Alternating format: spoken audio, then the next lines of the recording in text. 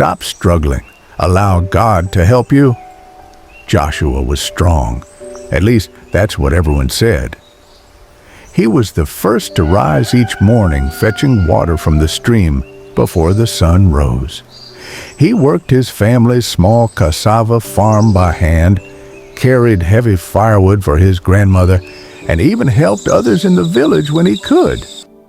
He was the kind of man people called reliable, dependable, strong. But what no one saw was that Joshua was tired, not just physically tired, though he often was. He was soul tired, quietly exhausted. God helps those who help themselves, he'd repeat. It was what he believed, what his father had told him before he passed. So Joshua worked harder, prayed, yes, but mostly after working himself to the bone. He believed that if he just worked enough, prayed enough, gave enough, things would finally turn around. But nothing seemed to change. His crops struggled from a lack of rain.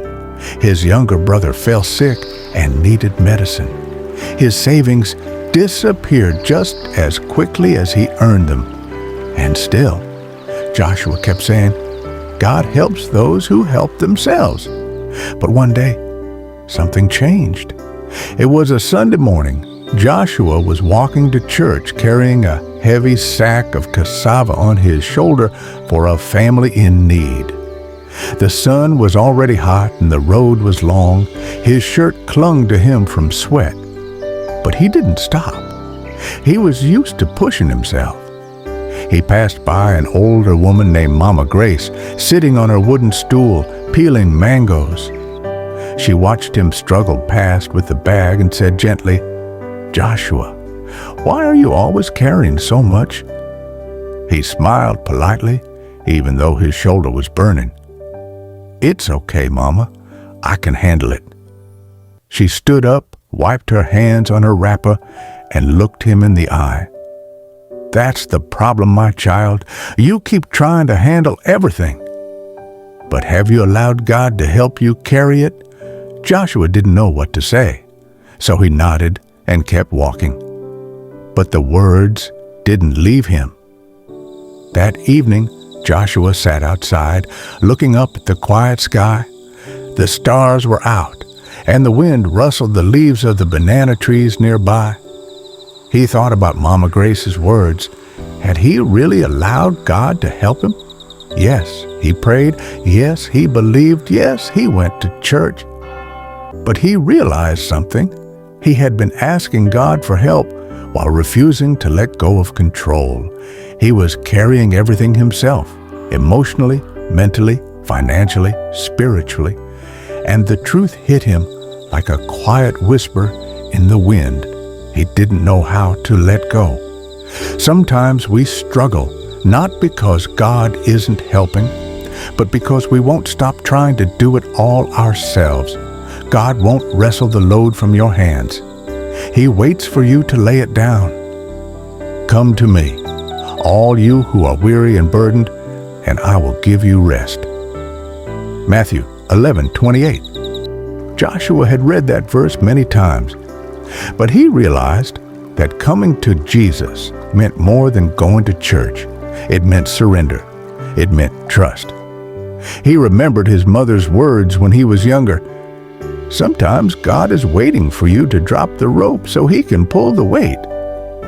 He realized now he had been holding the rope so tightly his hands were blistered.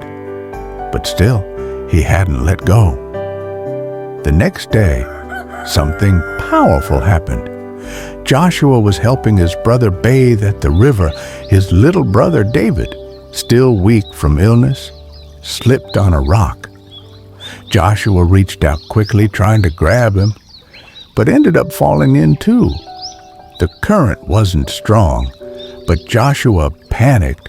He flailed his arms, trying to stay afloat.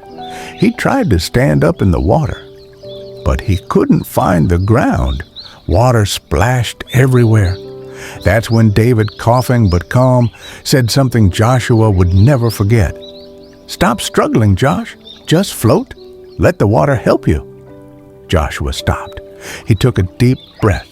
He let go, and slowly he began to float. The water wasn't trying to drown him. It was there to carry him if he stopped fighting. He looked up at the sky from the river, eyes blinking away the water. For the first time in years, he felt peace.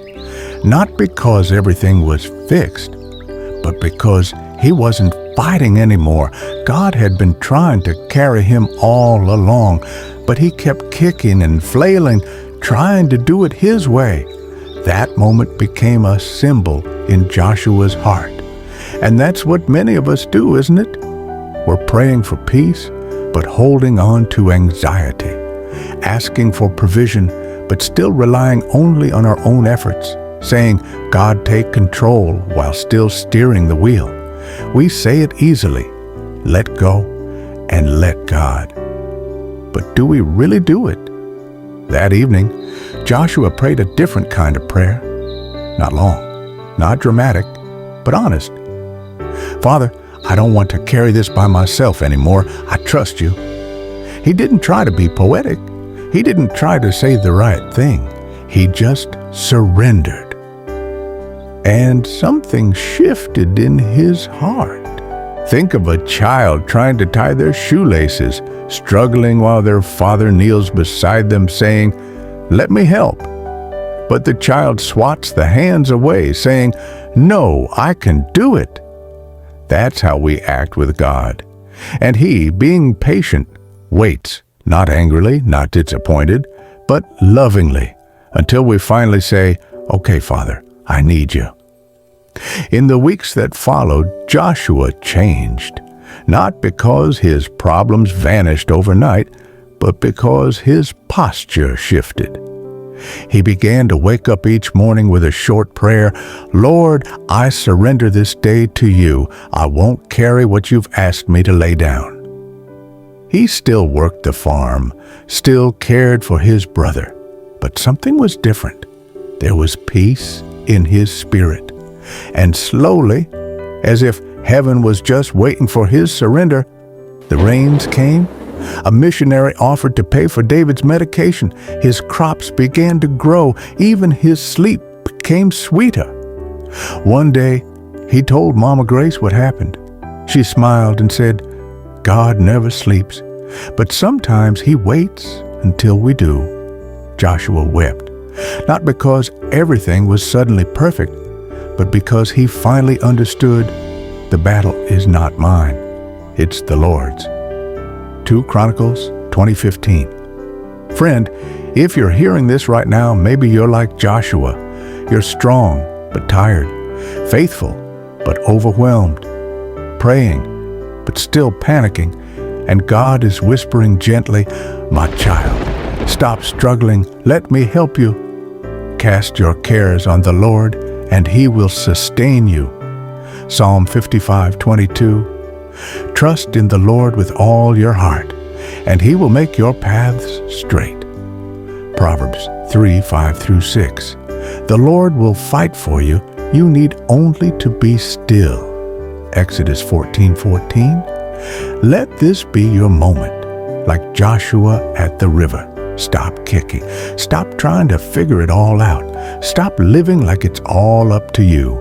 God is waiting to carry you, but you have to stop carrying it all yourself. God's silence does not mean God is absent. His delay is not his denial, and his strength is made perfect in your surrender.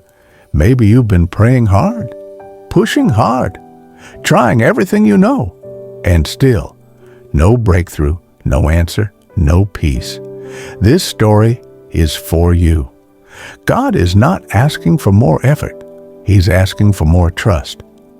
The door you've been knocking on might not open from pushing. It might only open when you kneel. Father, I'm tired of struggling. I've been trying to do life in my own strength. Today, I lay it all down. Help me to trust you, to rest in you, and to know that you are faithful. I surrender. Carry me. Type AMEN if you're ready to stop struggling and let God help you. and share this story with someone who's been trying to do it all on their own.